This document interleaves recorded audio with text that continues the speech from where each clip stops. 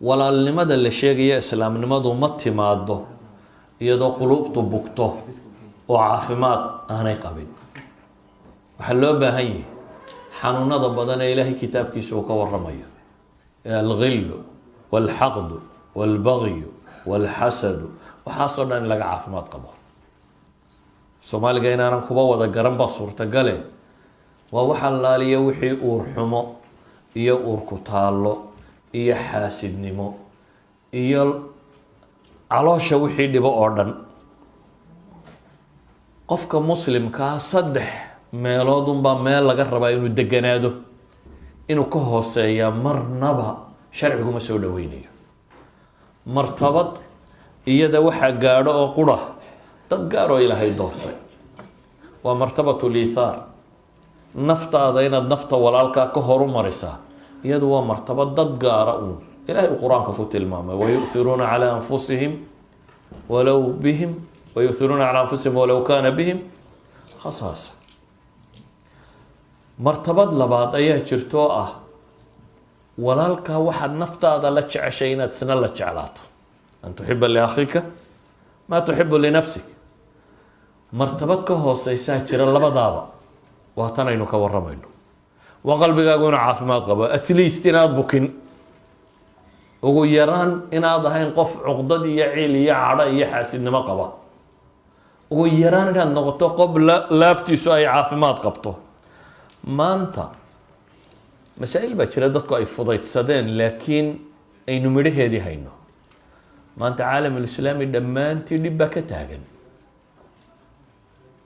ma aha inuu dadka ka xoolo yaryahy, ma aha inuu dadka ka caqli yaryahy, ma aha inuu dadka ka hobi yaryahy. waxaasoo dhan maaha. ilaa naklyar weeban bay haystaan. laakiin waa maxay xaqiiqada jirtaa? waxa weeyaan waa inay laabuhu bukaan. dabeetana ninba nin rabo inuu reebo, ninba nin uu rabo inuu ku ciil baxo, midba miduu bagaleeyay jabkiisa. mujtamac noocaasina afraad ahaanna ma guuleysto, midhmidh uma guuleysto, koox kooxna uma guuleysto, dowlad ahaanna uma guuleysto. walidaalika caalamulislaami waxa yaalla waa uurxumada muslimiinta dhex taalla ayaa midba mid reebaya. meel kastoo dagaal ka dhacayo gaalada qaar baa la safan, qaar baa dhan kale u safan, dhammaantood baa colaada iyo uurxumadu dhex taalla. dad badan oo maanta muslimiina waxay ku dhawaaqayaan war hala midoobo, oo soomaalidu ugu horeyso. soomaalidu way soo kartay. dhib tiro badan baa soo gaadhay. in rubuc qarni ka badan ayay dhulka taallay. hadda dad badan baa waxay leeyihin aan dib u midowno, dib u midowno. haddaynu bukno miyaynu midoobi karnaa? su-aasha waa taa. haddaan laabtu caafimaad qabin miyaad midoobi karaysaa? haddii xanuunada tani idan kalimatu lmuslimiin inay midowdo waxaa ka horeeya caafimaad qabto. in dad wax wada yeelan kara ay noqdaan. qof kasta oo raba inuu ku dhawaaqo midnimo iyo guul iyo walaalnimo iyo dadna waxaa ka horeysa inuu ku dhawaaqo in dadkan iscafiyo oo isasaamaxo oo laabta bukaanka ku jira inuu soo baxo. qofkii laabtiisu caafimaad qabtaa ka fardan, qof qura xataa hadduu yahay, wuxuu seexdaa isagoo caafimaad qaba, isagoo aan noloshiisu warwariyo tiiraanya lahayn, isagoo aan laabtu huraynin.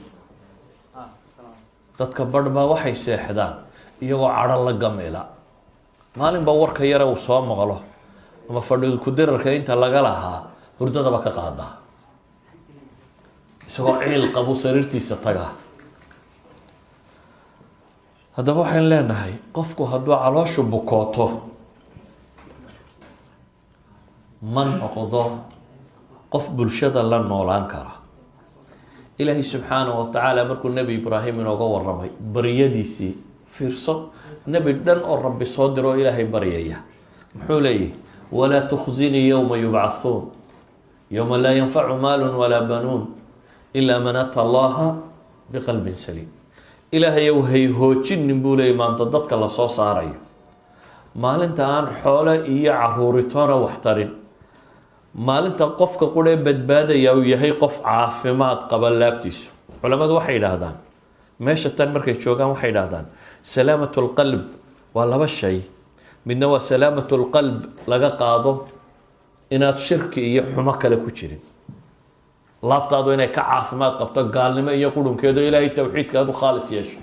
midna waxay yidhaahdaan waa salaamatu sadri in makhluuqaadka siiba dadka mu'miniintii inay kaa nabad galaan oo aanad maxay wax laab xumo iyo dhib aanad hayn. walidaalika nebi ibraahim ilaahay qur-aanka markuu ammaanayey waxaa la yidhi waina min shiicatihi laibraahim id jaaa rabbahu biqalbin saliim. nebi nuux kooxdiisa waxaa ka mida baa ilaahay yidhi, dadka jidkiisii haya nebi ibraahim baa ka mid a. id jaaa rabbahu biqalbin saliim baa ilahay yidhi, markuu rabbigii ula yimid qalbi saliima. idan ayuha laxiba, in qalbigaagu caafimaad qaba aday kuu tahay caafimaad qab, aday kuu tahay caafimaad qab.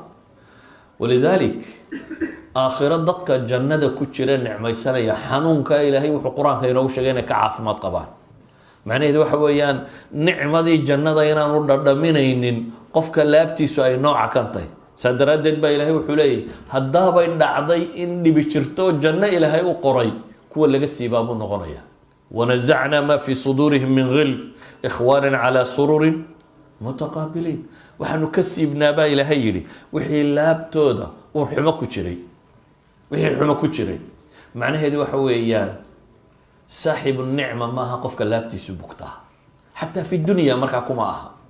haddaad rabto ahlu jannu siday u nool yihiin oo kale inaad u noolaato adoo adduunka jooga, noqon maxay mid laabtiisu caafimaad qabto. ahlu janna ilaahay wuxuu ku tilmaamay wahuduu ila ayibi min alqowl. war xunba ma maqlaan, halkan war xuno badan baad maqli. laakiin waxaad u baahan tahay inaad laabtaada ka shaqayso